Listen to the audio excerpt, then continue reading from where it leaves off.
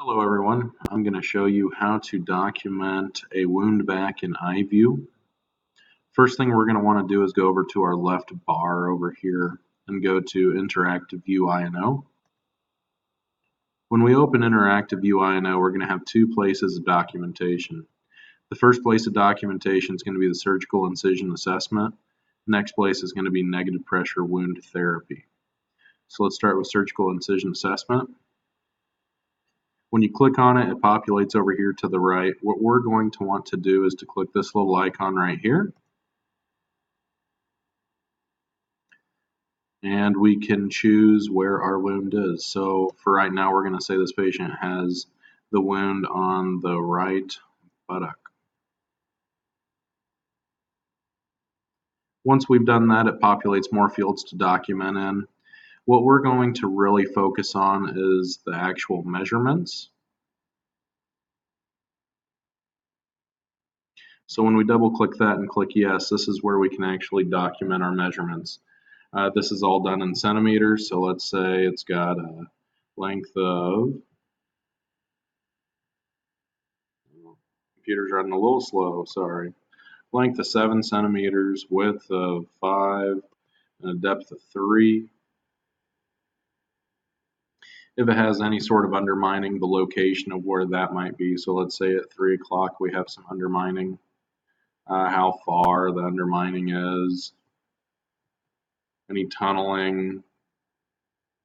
Once we fill in the necessary information there, we can start moving on to our negative pressure wound therapy band. When we choose this, once again, we're going to choose the square little icon, and we're once again going to choose the area that we applied the wound vac, so the right buttock. And we can double click here and document through it. The date initiated, I just clicked T for today. What did we do? We applied.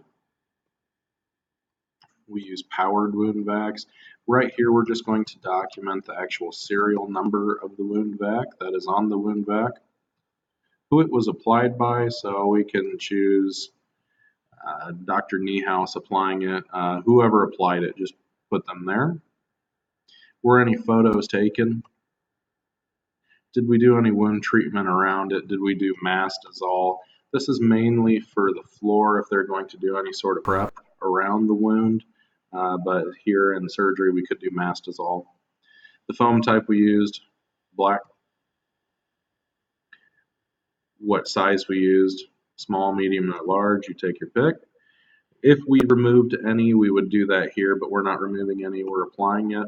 How many pieces we used. So if we cut our black piece into 3 pieces, then we used 3 pieces, or we used 2 pieces. This is just how many that we know to remove later on. So let's say we inserted 3 pieces, whatever setting that it is applied to or prescribed. If we did bridging is if we had more than one wound and we used a single wound vac. So if we had a wound on the right buttock and then a wound on the left buttock, and we bridged our lines together to one wound vac, that's where you would document that. But we didn't do that for this one. So once we've documented all this, we have our wound vac documented, and we also have our incision assessment documented. This will all carry over for the floor so that they can see the actual documentation of the length, width, depth of the wound, so they can check the progression of it. Once we've documented all of it, we can just click this check mark up here to sign the documentation and save it. And now it's saved, and it can be updated by the floor later on.